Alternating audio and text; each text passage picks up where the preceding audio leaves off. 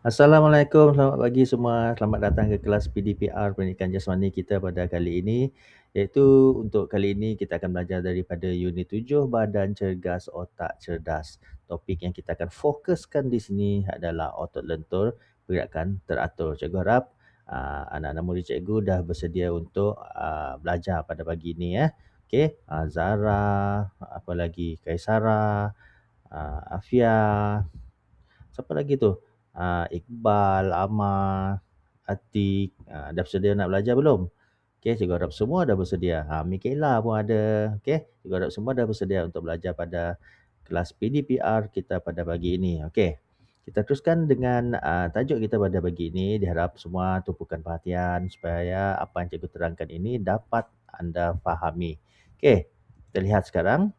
Ah, Seperti cikgu maklumkan tadi, tajuk kita adalah daripada unit 7 Badan Cergas Otak Cerdas. Awak boleh rujuk buku teks PJPK di muka surat 45. Okey. Di sini kita akan bercakap, berbincang dan melihat apakah kebaikan bersenam. Yang pertama, di sini cikgu akan bagi 5 kebaikan bersenam kepada kanak-kanak berusia 7 tahun. Macam awak semualah. Okey, yang pertama adalah menguatkan tulang otot. Okey, menguatkan tulang dan otot. Maafkan cikgu, tulang otot pula. Menguatkan tulang dan otot. Aktiviti seperti ini, seperti awak boleh melompat, berlari, supaya meningkatkan ketumpatan tulang. Kuat. Tulang tu akan jadi lebih padat dan kuat. Dan juga ia boleh membina stamina otot awak sejak dari awal lagi. Sejak daripada umur 7 tahun sehinggalah awak besar. Okey, otot awak menjadi kuat. Yang kedua, ia boleh mengawal berat badan yang ideal. Dengan bersenam, berat badan awak lebih ideal, badan awak lebih cantik, taklah cabi-cabi sangat kan. Okey. Senaman ini membakar kalori secara berlebihan secara efektif yang mengurangkan risiko obesiti. Obesiti maksudnya orang yang lebih berat badan. Obesiti dalam kalangan kanak-kanak. Okey. Seterusnya yang ketiga, meningkatkan fokus dan kecergasan minda. Okey. Minda awak menjadi lebih cerdas dan segar sewaktu belajar. Sebab tu kita kalau PJ kita buat sebelah pagi. Lepas awak bersenam, minda awak lebih fokus, segar untuk belajar. Jadi ilmu yang diajar untuk subjek yang berikutnya tu lebih senang awak ingat. Senaman juga membantu awak menumpukan perhatian di sekolah. Okey. Yang keempat, membaiki kualiti tidur. Jadi selepas awak bersenam, awak melakukan aktiviti fizikal yang cukup, awak boleh mengurangkan tahap stres awak. Walaupun umur masih 7 tahun, stres tu tetap ada. Jadi kualiti tidur awak akan bertambah lebih baik. Di mana awak akan tidur lebih lena pada waktu malam. Sampai berdengkur awak waktu malam tu. Jangan kencing malam sudah. Okey. Yang seterusnya, yang kelima, meningkatkan kemahiran bersosial. Dengan bersenam ni, melakukan aktiviti fizikal ni, awak boleh meningkatkan kemahiran awak bersosial dengan kawan-kawan. Interaksi awak dengan kawan-kawan. Macam kita PJ di sekolah, kita akan ada kawan bersama dengan kita, mainkan dengan pemerhatian cikgu lah. Jadi awak boleh berinteraksi dengan kawan-kawan. Awak belajar berkawan secara baik. Okay, bermain bersama-sama, bersukan bersama-sama supaya ia melatihkan keyakinan diri awak. Dan ini juga membantu awak belajar berkawan dan bekerjasama dalam kumpulan. Okey, seterusnya. Okey, kita lihat. Sebelum kita melakukan aktiviti fizikal ni adalah disarankan untuk kita melaksanakan aktiviti memanaskan badan. Warming up. Kenapa? Sebab aktiviti warming up ini kita nak meregangkan otot, mengurangkan risiko kecederaan. Injury itu kurang. Otot awak regang, kemudian risiko kecederaan pun kurang. Dan otot awak bersedia untuk melakukan aktiviti sukan yang seterusnya, yang lebih susah. Selain daripada membantu oksigen masuk ke dalam paru-paru awak. Pada usia awak, regangan yang sesuai dilakukan adalah regangan statik dan juga dinamik. Ia sangat sesuai untuk awak melakukan aktiviti memanaskan badan. Ini kita selalu buat sejak daripada awal tahun lagi. Sebelum PJ, juga akan buat regangan statik. Mula-mula kita memanaskan badan. Ini pernah buat kan dalam gambar ni kan. Ramai-ramai macam ni. Tapi ini ada 5 orang. Kalau awak ada 8 orang. Okey. Seterusnya. Aktiviti pemanasan badan ini boleh membantu awak meningkatkan pernafasan. Setelah memanaskan badan, ah, pernafasan awak semakin laju. Denyutan nadi, kalau awak rasa denyutan nadi di sini pun semakin laju. Ataupun di bahagian sini.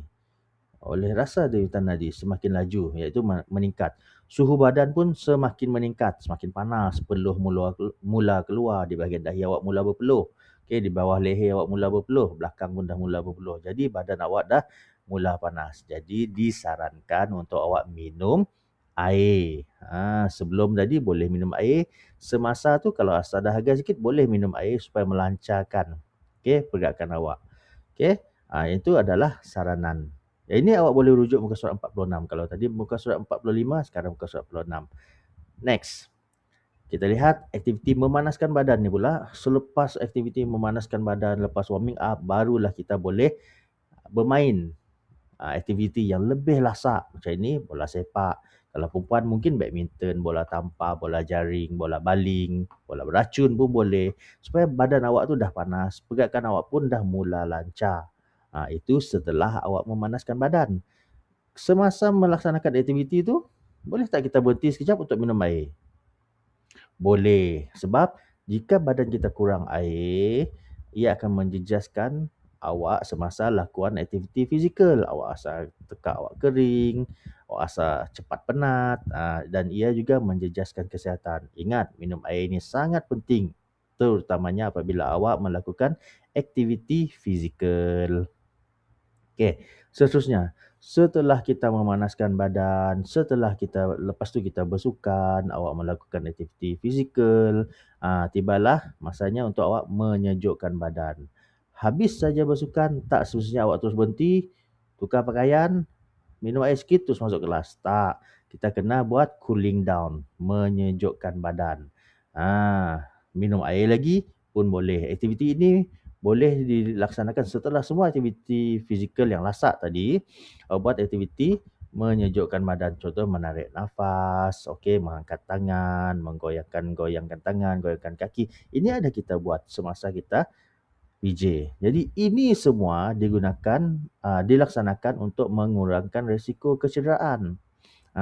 Kalau pada usia yang muda, kita mesti menjaga keselamatan kita, kesihatan kita, dan kita perlu memastikan tulang dan otot awak membesar dan menjadi kuat dengan cara yang betul.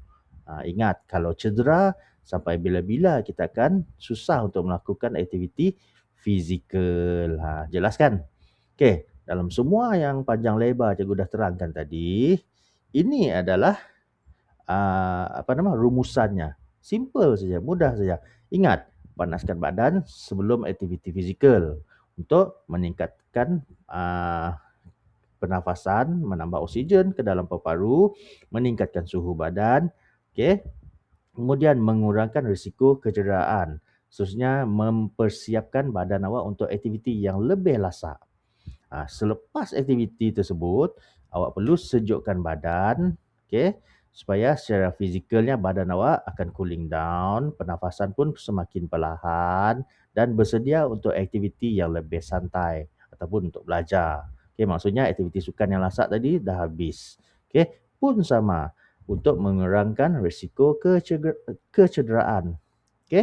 Dan dalam banyak-banyak aktiviti tadi, semasa melakukan pemanasan badan, melakukan aktiviti fizikal, selepas melakukan aktiviti fizikal, iaitu semasa menyejukkan badan, ingat jangan lupa minum air. Air kosong, janganlah air bergis, kopi O, teh O, teh C, boba, jangan. Minum air kosong saja, cukup.